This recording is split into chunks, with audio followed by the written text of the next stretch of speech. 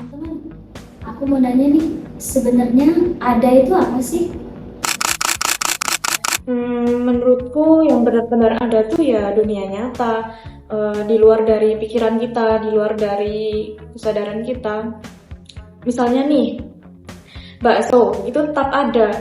Walaupun aku nggak lagi makan, aku nggak lihat secara langsung, itu tetap ada. Kenapa bisa dikatakan seperti itu? Ya karena itu realitas objektif, eksis tanpa harus nunggu kita mikirin. Aku nggak setuju. Apa gunanya berbicara tentang dunia nyata kalau semua yang kita kenal datang melalui persepsi? Ada bukan berarti wujud di luar pikiran, melainkan sesuatu yang disadari. Dunia hanyalah bayangan ide di dalam kesadaran. Kalian ini ngomongin apa sih? Kalian itu cuma membahas yang hal-hal yang tidak ada gitu loh. Dan omongan kalian itu menurutku abstrak gitu loh. Dan pikiran, emosi, kita itu cuma hanya bukti-bukti dari kinerja neuron kita, reaksi kimia yang ada di pikiran kita, reaksi pikiran di otak kita gitu. Jadi kalau kita ngomongin kesadaran itu kayak sesuatu yang bullshit gitu. Wait. Kalau cuma sekedar reaksi kimia, terus di mana letak kebebasan manusia? Kan eksistensi mendapat eksistensi nih. Yang mana kita lahir dulu baru menentukan makna hidup. Artinya manusia menentukan dirinya sendiri dong. Kebebasan, makna, semua itu ya hanyalah permainan bahasa. Kita ini hidup di dunia tanpa makna yang pasti. Alam semesta jadi tidak peduli dengan eksistensi manusia. Jadi ada bagi saya ya hanyalah kehambaan yang kita coba isi dengan harapan-harapan palsu. Aku paham keresahanmu. Tapi mungkin ada sesuatu yang ngelampauin nihil itu.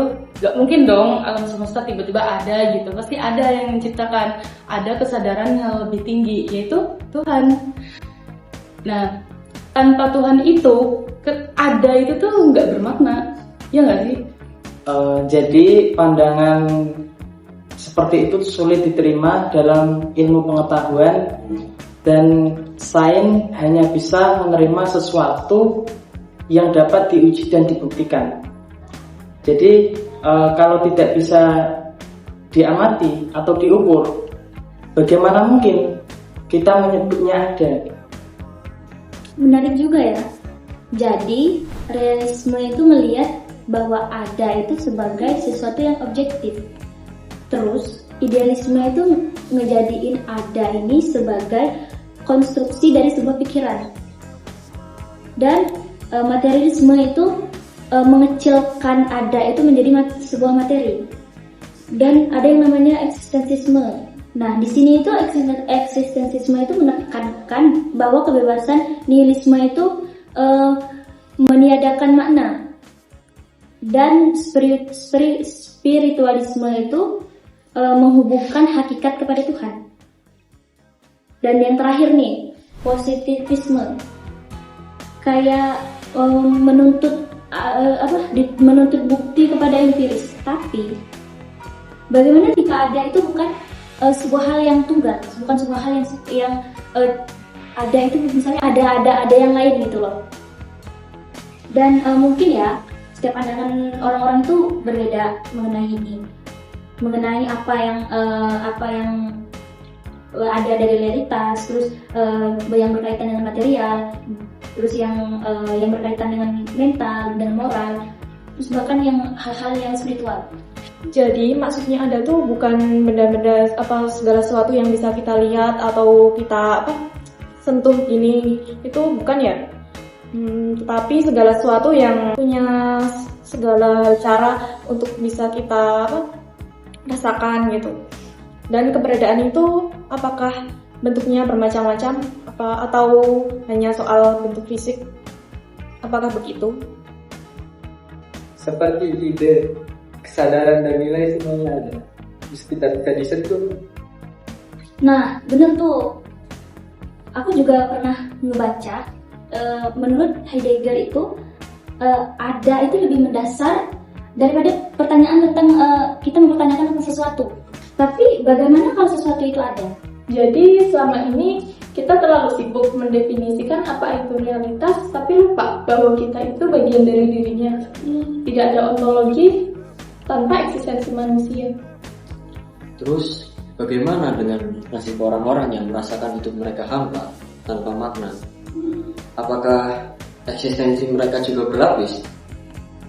Nah, justru di situ misterinya ada. Dalam kesunyian dan ketidakpastian, jiwa tuh emang udah mencari asal-usul keberadaannya gitu. Nah, itu tuh bukan kelemahan, justru itu panggilan menuju yang transenden.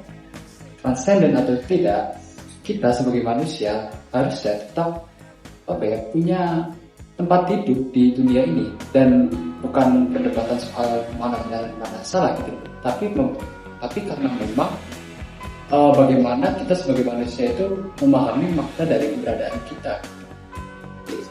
Kemudian memastikan bahwa pemahaman itu konsisten dengan bukti serta akal sehat. Tanpa itu metafisika bisa jadi sekedar hayalan. Nah, metafisika ini berarti nggak bisa sepenuhnya diverifikasi oleh sains dong. Nah, disitulah letak aslinya dari metafisika ini. Karena metafisika ini mengarahkan kita itu untuk berpikir lebih luas, untuk berpikir dengan sesuatu yang nggak kita lihat, nggak bisa kita bayangkan akan terjadi. Nah, itu yang diarahkan oleh metafisika ini. Dan ontologi itu sebagai langkah awal untuk memahami kebenaran itu dengan segala gebrakannya, karena kan banyak banget ya gerakan-gerakan dari segala hal di dunia ini.